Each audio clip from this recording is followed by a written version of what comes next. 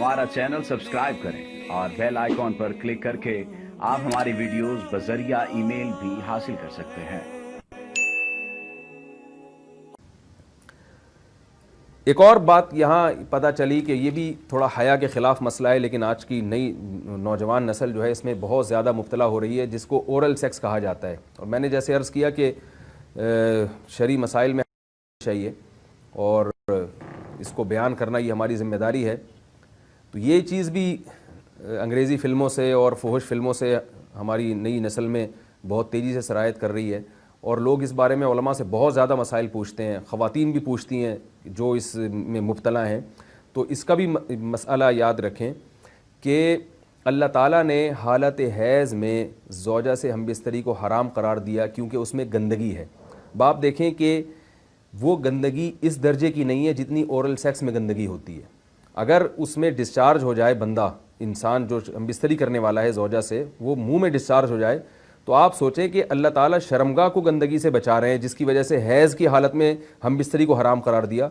तो मुंह जिससे इंसान खाना खाता है, जिससे कलमा पड़ता है, और जो इंसान के जिस्म में सबसे अशरफ उज़्व है, सबसे ज़्यादा मुअज़्ज़ज़ और मुकर्रम उज़्व है, उसमें ऐसी गंदगी को डालना कहाँ से जायज़ हो सकता है, कहाँ से हलाल हो सकता है? तो आज बाज़ मुतजद्दिद किस्म के लोग जो है ना इसको हलाल करार दे रहे हैं, तो ये बिल्कुल गलत है।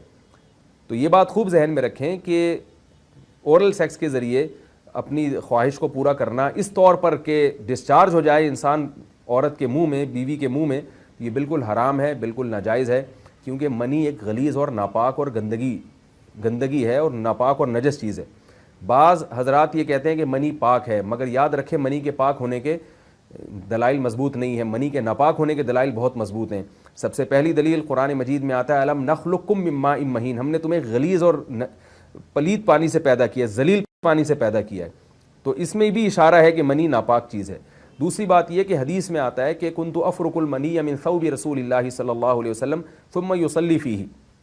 हज़रत आयशा रज़ी अल्लाह ताला अन्हा फरमाती हैं कि रसूलुल्लाह सल्लल्लाहु अलैहि वसल्लम के कपड़ों पर अगर मनी लगी होती थी, सही बुखारी की हदीस है, मैं उसको खुरच के साफ़ करती थी, फिर आप सल्लल्लाहु अलैहि वसल्लम उसमें नमाज़ पढ़ा करते थे।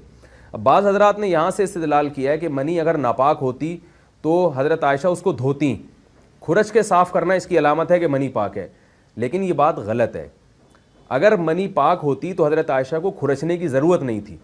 बात यह है कि वो नजासत जिसका एक बाकायदी जिस्म होता है और वो खुरच के जिस्म से या कपड़ों से अलग हो सकती है, तो उस नजासत को पाक करने का तरीक़ा यह है कि उसको खुरच दिया जाए।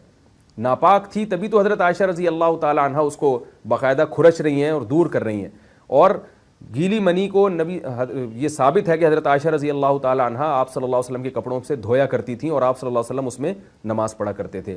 हज़रत उमर रज़ी अल्लाह ताला अन्हु के दौर में किसी शख्स को इहतिलाम हुआ तो उसने अपने पूरे जो है ना वो कपड़े धोए, तो हज़रत उमर ने उसको मना किया, फरमाया कि इतना काफ़ी था कि उस जगह को तुम धो लेते।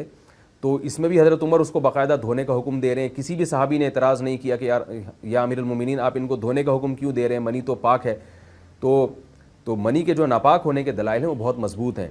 बाकी उसको जो खुरचने का हुक्म है वो इसलिए कि मनी के पाक जो अगर खुश्क हो जाए तो वो खुरच के भी पाक हो जाती है, उसको फिर धोना ज़रूरी नहीं होता। इसकी मिसाल ऐसे जैसे हदीस में आता है, सहाबा कराम फरमाते हैं कि हमारे तलवारों में दुश्मन का खून लगा होता था तो हम उसको ज़मीन पे अच्छी तरह रगड़ के उसी को लटका के नमाज़ पढ़ते थे।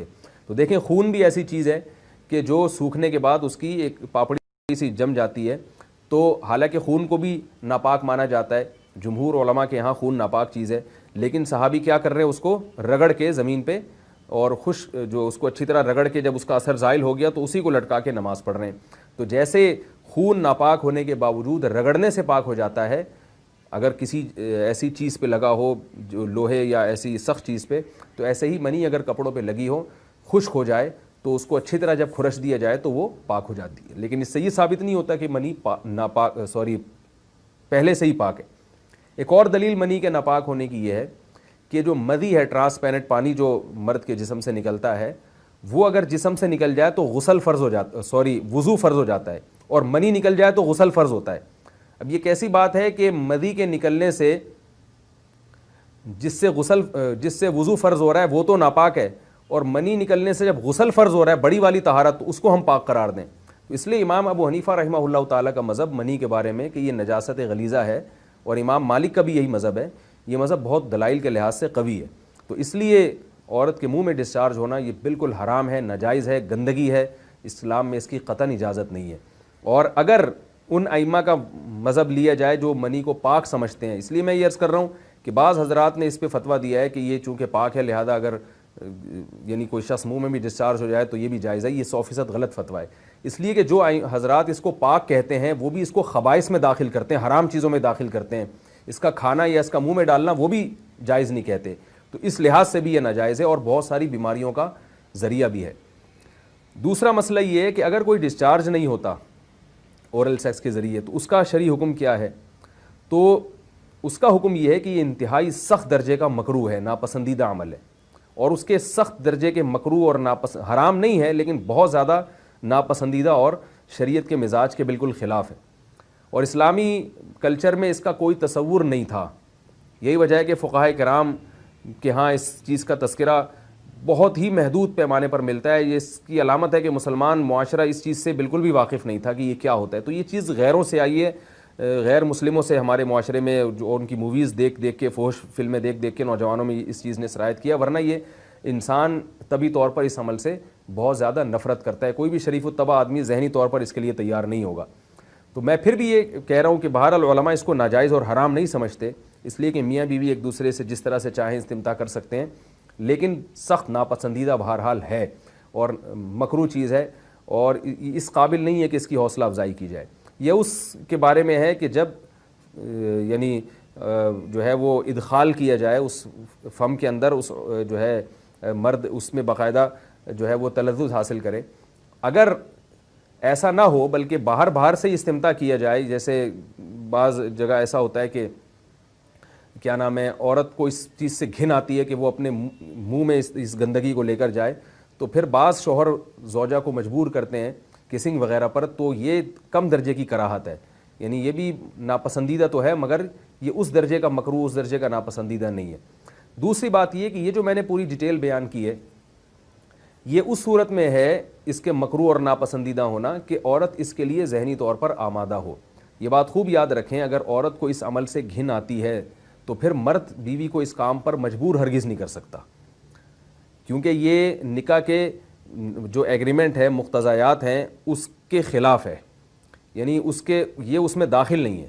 عورت اپنے آپ کو ہم بستری سے تو نہیں روک سکتی, مرد جب چاہے گا بیوی سے ہم بستری کر سکتا ہے, عورت کو اجازت نہیں ہے. لیکن خاص اس عمل سے عورت مرد کو روک سکتی ہے اگر وہ ذہنی طور پر اس کے لیے آمادہ نہیں.